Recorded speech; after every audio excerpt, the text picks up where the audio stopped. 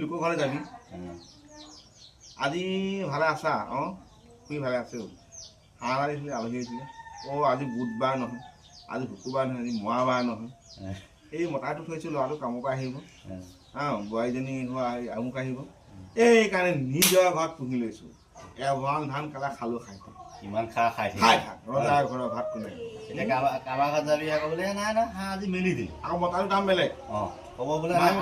মাংস একেই ওলাব মতাৰ দামটো বেলেগ চিধাই ক'ব আছে হাঁহ মতাটো 700 ল'ম মাইকীজনী মানে 600 ল'ম মোৰ সেই চিষ্টেমটো নাই কাৰণে মই এতিয়া এগৰাল হাঁহ পুহিছোঁ আৰু তেতিয়া মেমেৰা হাঁহ কি ডিজাইন চাবি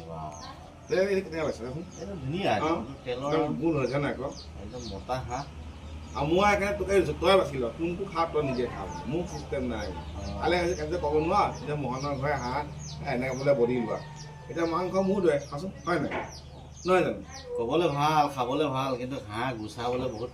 কষ্ট কষ্ট এইটো কিন্তু মই স্বীকাৰ কৰোঁ এতিয়া হাঁহটো এটা কথা মই